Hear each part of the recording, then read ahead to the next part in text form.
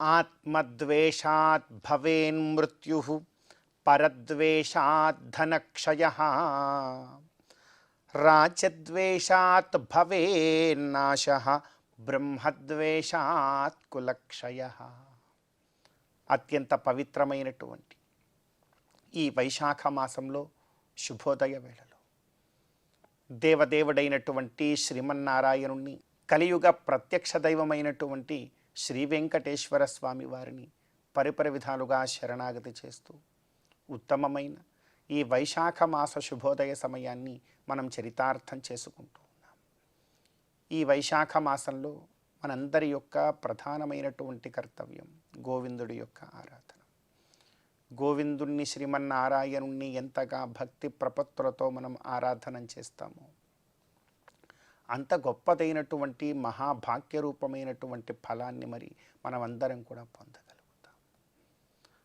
భగవత్ కైంకర్యంతో పాటుగా మంచి సంస్కారాన్ని మనం పొంది ఉండాలి. ఈ లోకంలో భగవత్ కైంకర్యమే మనకు సంస్కారాన్ని నేర్పుతుంది. భగవత్ కైంకర్యము నేర్పేటువంటి ఆ సంస్కారమును మన జీవితానికి అన్వయించుకుంటే మంచి ఫలాన్ని మనం పొందగలుగుతాం. అదే కోరుతున్నాం. ఆత్మద్వేషాత్ భవేన్మృత్యుః. భగవత్ కైంకర్యము నీవు లేకపోతే, నీవు భగవంతుడికి దాసుడవు అనేటువంటి సత్యాన్ని నీవు ఎరుంగకపోతే, భగవంతుడి యొక్క నిత్య కైంకర్యములోనే పరమానందమున్నదనేటువంటి సత్యాన్ని నీవు తెలుసుకోకపోతే నీకు ఆత్మద్వేషము కలుగుతుంది. అది కలిగిందా ఇక మృత్యువే. ఆత్మద్వేషాన్ భవేన్మృత్యుః పరద్వేషము కలుగుతుంది ఒక్కోసారి. ఇది కూడా భగవత్ కైంకర్య విరహులకు కలుగుతుంది. భగవత్ కైంకర్య సహితులకు పరులలో కూడా భగవంతుని చూడగలుగుతారు కదా. పరద్వేషం ఇక కలగదు. ఒకవేళ పరద్వేషము కలిగిందా, పరద్వేషాత్ ధనక్షయ. నీవు సంపాదించిందంతా కోల్పోతావు అనవసరంగా. అదేవిధంగా రాజద్వేషాత్ భవే నాశ. పరిపాలకుల యందు ద్వేషము కలిగిందా ఇక నాశమే జీవితం. కనుక అది కూడా కలగకూడదు. రాజ్యద్వేషాత్ భవే నాశ బ్రహ్మద్వేషాత్ కులక్షయ. అది కాకుండా భగవంతుడి యందే నీకు ద్వేషము కలిగిందా ఇక కులక్షయమే నాయన. దానికి వేరొక తరుణోపాయము లేదు. కనుక భగవత్ కైంకర్య రూపమైనటువంటి సంస్కారమును మన జీవితంలో ప్రతినిత్యము కూడా పాలిస్తూ ఉంటేనే ఇవేవీ కూడా కలగకుండా వంశాభివృద్ధితో ఆనందంతో జీవితాన్ని గడిపి ఇహలోకే సుఖం భుక్త్వా దేహావసాని సద్య శంఖచక్రధర శ్యామలాంగ చతుర్భుజో భూత్వా గగనే గరుడారూఢ సర్వదేవతా నమస్కృత రవిమండలం భిత్వా అంటూ ఆ మోక్ష వర్ణనము ఏదైతే ఉందో అటువంటి ఆనందదాయకమైనటువంటి జీవితంలోకి జీవుడు వెళ్ళగలుగుతాడు. కనుక మనం కూడా అటువంటి గొప్పదైనటువంటి మార్గంలో వికనసోక్త విగ్రహారాధన మార్గంలో వెళ్ళగలిగేటువంటి భాగ్యాన్నిమ్మని ఆ గోవిందుణ్ణి మనసారా మనమందరం కూడా కోరుకుంటూ ఈనాటి తిథివార నక్షత్రాలలో ఉండేటువంటి తత్వాన్ని కాస్త మన జీవితానికి అన్వయించుకునే ప్రయత్నం చేద్దాం. ఈ రోజున మే నెల 3వ తేదీ వైశాఖ మాస కృష్ణపక్ష విదియ తిథికి అధిదేవత బ్రహ్మదేవుడు. ఈ రోజున బ్రహ్మదేవుడి యొక్క ఆరాధనం, నూతన విద్యారంభము, సరస్వతీదేవి యొక్క స్మరణము చక్కనైనటువంటి జ్ఞానాన్ని మనకు కలగజేస్తుంది. అదేవిధంగా ఈ రోజున అనురాధా నక్షత్రమునకు మిత్ర అను నామధేయము కలిగినటువంటి సూర్యుడు అధిదేవత. ఈ రోజున సూర్య భగవానుడి యొక్క ఆరాధనం ఆయురారోగ్యాలను కలగజేస్తుంది. అదేవిధంగా ఈ రోజున వారము ఆదివారం. నక్షత్రము సూర్యుడిని సూచిస్తోంది. వారము కూడా సూర్యభగవానుని సూచిస్తుంది కనుక ఈ రోజున సూర్యభగవానుడి యొక్క ఆరాధనం ఆయురారోగ్యప్రదమవుతుంది మనకు. కనుక ఈ తిథివార నక్షత్రాలలో ఉండేటువంటి తత్వాన్ని మన జీవితానికి అన్వయించుకొని గోవిందుడి యొక్క అనుగ్రహంతో ఈ వైశాఖ మాస శుభోదయ సమయాన్ని మనం చరితార్థం చేసుకుందాం. శ్రీ మహాలక్ష్మియట సింగారాలకే మరుదు, కాముని తల్లియట చక్కదనాలకే మరుదు. శ్రీ మహాలక్ష్మియట సింగారాలకే మరుదు, కాముని తల్లియట చక్కదనాలకే మరుదు. సోమునితో బుట్టువట సొంపు కళలకే మరుదు. కోమలాంగి ఈ చూడి కుడుతనాంచారి, చూడరమ్మ సతులాల శోభాన పాడరమ్మ కూడున్నది, పతి చూడి కుడుతనాంచారి.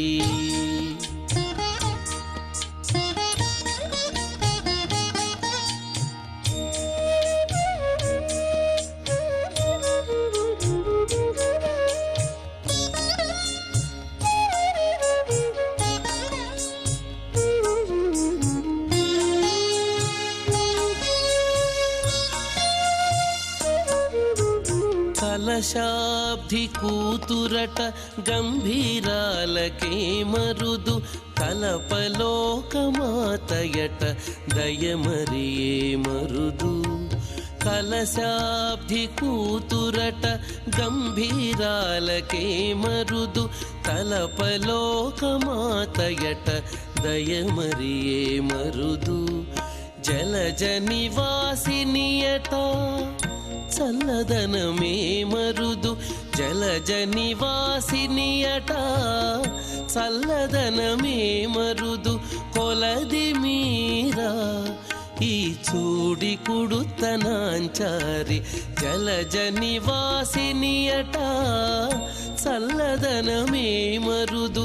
కొలది మీరా ఈ చూడి కుడుతనాంచారి, చూడరమ్మ సతులాల శోభాన పాడరమ్మ కూడున్నది, పతి చూడి కుడుతనాంచారి.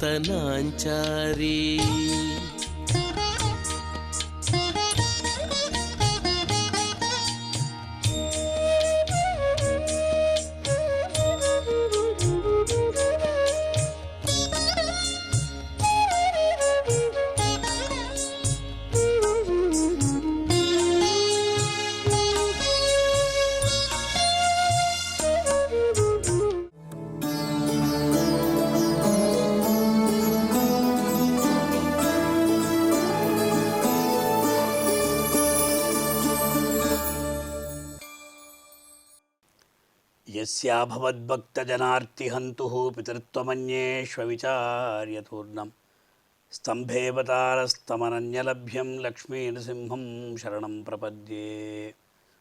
ప్రియ భాగవతోత్తములారా, శ్రీ లక్ష్మీనృసింహస్వామి వైభవపరకమైనటువంటి స్తోత్రాల్ని మనం తెలుసుకోవాలి.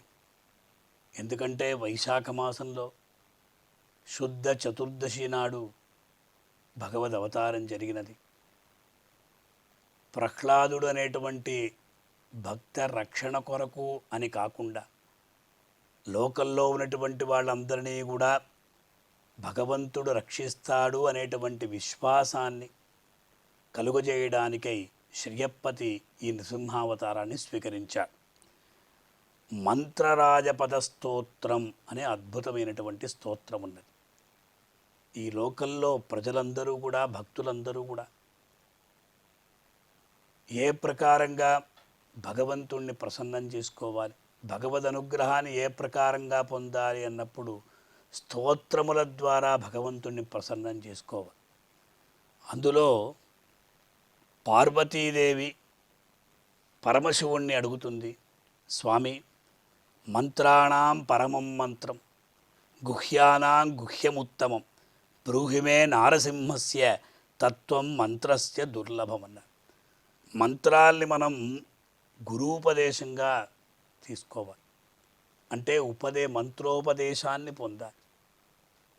మనకు పుస్తకంలో కనిపించేటువంటి ఆ మంత్రాల్ని మనమే నేర్చుకొని అందులో తప్పులంతా కూడా చెప్తే మనకు అనర్థం ఏర్పడుతుంది. మంత్రం అనేది మననాత్ త్రాయత ఇతి మంత్ర అన్నారు. ఎవరైతే మననం చేస్తారో వాళ్ళని రక్షిస్తుంది అని అర్థం. మనం ఏం చేస్తున్నాం ఈ కాలంలో? ఏదో మనకు నోటికి వచ్చినట్టు ఆ మంత్రాన్ని ఈ మంత్రాన్ని అందరూ పలుకుతున్నారు, మనం కూడా పలుకుతాం అనేటువంటి కాస్త అహంకారంతో స్వాభిమానంతో మనం చెప్పేస్తున్నాం. కానీ అలా ఎప్పుడు చెప్పకూడదు. ఏదైనా కూడా ఉపదేశమూలకంగానే ఉండాలి. అందువల్ల పార్వతీదేవి మంత్రాణం పరమం మంత్రం గుహ్యానాం గుహ్యముత్తం, ఉత్తమైనటువంటి మంత్రం ఏమిటి అన్న నృసింహ తాపనీయ ఉపనిషత్తు నరసింహస్వామి వారి యొక్క వైభవాన్ని తెలియజేస్తుంది. అలాగే ఉగ్రం వీరం మహావిష్ణుం జ్వలంతం సర్వతోముఖం నృసింహం భీషణం భద్రం మృత్యుమృత్యుం నమామ్యహం మృత్యోర్మృత్యుం నమామ్యహం అనేటువంటి ఆ నరసింహస్వామి స్తుతిపరకమైనటువంటి ఆ శ్లోకాలంతా కూడా ఉన్నాయి. అందులో మనం ఈ మంత్ర రాజపదం స్తోత్రం అన్నప్పుడు మంత్రములకే రాజు. అటువంటి మంత్రం ఏమిటంటే నృసింహ మంత్రం. ఆ మంత్రం అనేది శ్లోక రూపంగా ఉంది. అంటే ఈ శ్లోకాలలోనే మంత్రముల యొక్క సారం అనేది ఆ మంత్రాక్షరాలంతా కూడా ఇమిడి ఉంటాయి. అప్పుడు అడిగినప్పుడు నరసింహ మంత్రం యొక్క తత్వాన్ని తెలియజేయమని అడిగినప్పుడు పరమశివుడు వృత్తోత్ఫుల్ల విశాలాక్షం విపక్ష క్షయదీక్షితం నినాదత్రస్త విశ్వాండం విష్ణుముగ్రం నమామ్యహం.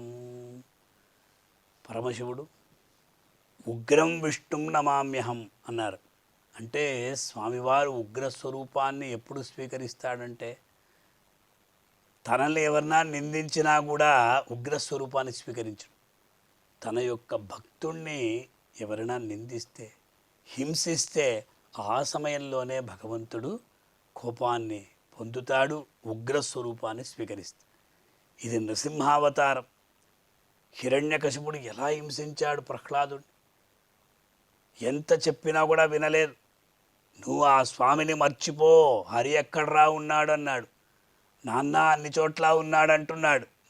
వినిపించుకోలేదు. ఎందుకంటే గర్వం అది ఎక్కడో తలకెక్కిపోయింది. అహంకారం, నేనే ప్రభువునే అనేటువంటి భావన ఉన్న వాళ్ళంతా కూడా ఒకానొక కాలంలో అంతా నాశనమైపోతుంది. భగవంతుడనేవాడు ఉన్నాడు, అతని ద్వారానే మనం అందరం కూడా ఈ లోకంలో ఉండాం అనేటువంటి భావన మనకు ఎల్లప్పుడూ ఉండాలి. అంచేత ఇచ్చట వృత్తోత్పుల్ల విశాలాక్షం ఆ నరసింహస్వామి యొక్క రూపం ఎలా ఉన్నది అన్న, అతడు నరసింహుడు, అన్ని భూతాల్లో ఉన్నాడు, సమస్త చేతనాచేతనములకంతా కూడా ప్రభు, అన్నీ కూడా భగవంతునికి శరీరం, భగవంతుడు శరీరి అన్నారు.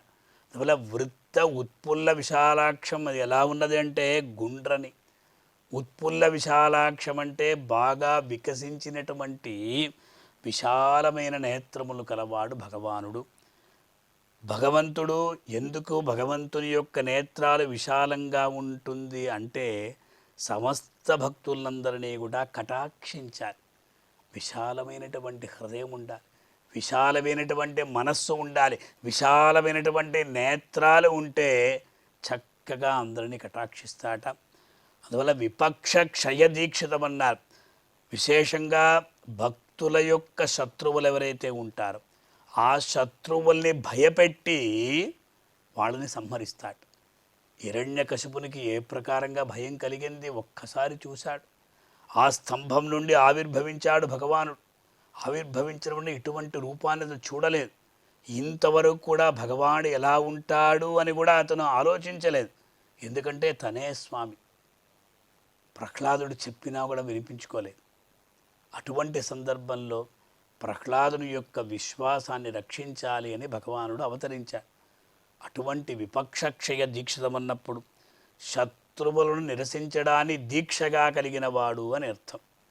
విపక్షక్షయ దీక్షితం నినాదత్రస్త విశ్వాండం అంటే భక్తరక్షణార్థం అతడు చేసేటువంటి వీరనాదం ఏదైతే ఉందో ఆ వీరనాదం అనేది బ్రహ్మాండమంతా కూడా భీతిల్ల చేస్తుంది, భయపడేట్టు చేస్తున్నాడు. అటువంటి నినాద మిగతా అవతారాలు అలా ఉండవు. రామావతారాన్ని స్వీకరించాడు, కృష్ణావతారాన్ని స్వీకరించాడు, అప్పుడు ఎలా ఉన్నాడు భగవానుడు? నృసింహావతారం లేదు. అలా ఆ ఉరుములు, మెరుపులు, గర్జన ఇదంతా కూడా చూస్తూ ఉండాలి. ఒక్కసారి హిరణ్యకశిపు సంహార సందర్భంలో అతని యొక్క రొమ్ముని ఎలా చీల్చి చెండాడాడు భగవంతుడు. ఎంత కోపం ఉంటుంది ఆయనకి. కోపం హిరణ్యకశిపుపైన మాత్రం, అంటే ఆ కోపాన్ని అక్కడ ప్రదర్శిస్తున్నాడు. అదే సమయంలో ప్రహ్లాదుని అక్కడ ఆనందంగా చూస్తున్నాడు. అదే భగవాన్. అంచేత విష్ణుముగ్రం నమామ్యహమని ఆ శత్రు సంహార సమయంలో తనను చూచినటువంటి శత్రువులంతా కూడా అయ్యో విష్ణువు యొక్క స్వరూపం ఇంత ఉగ్రంగా ఉంటుందా అని వాళ్ళందరూ కూడా ఆశ్చర్యపోయేటట్టు, విస్తుపోయేటట్టు ఉన్నటువంటి రూపమే నృసింహ రూపం. కనుక భక్తులారా, మనమందరం కూడా ఈ వైశాఖ మాసంలో విశేషంగా తిరుమల క్షేత్రంలో వేంచేసినటువంటి యోగ నరసింహస్వామిని మనం మనసారా అనుకొని వీలైతే దర్శించుకొని ఆ స్వామి వారి యొక్క దివ్య అనుగ్రహాన్ని పొంది తరిద్దాం. ఓం నమో వెంకటేశాయ. అమరవందితయట అట్టే మహిమయే మరుదు, అమృతము చుట్టమట ఆనందాలకే మరుదు. అమరవందితయట అట్టే మహిమయే మరుదు, అమృతము చుట్టమట ఆనందాలకే మరుదు. తమితో శ్రీ వెంకటేశు తానే వచ్చి పెండ్లాడే, తమితో శ్రీ వెంకటేశు తానే వచ్చి పెండ్లాడే. కొమెర వయస్సు ఈ చూడి కుడుతనాంచారి, చూడరమ్మ సతులాల శోభాన పాడరమ్మ కూడున్నది. పతి చూడి కుడుతనాంచారి, చూడరమ్మ సతులాల శోభాన పాడరమ్మ కూడున్నది, కూడున్నది. పతి చూడి కుడుతనాంచారి శోభాని, శోభాని, శోభాని, శోభాని, శోభాని, శోభాని.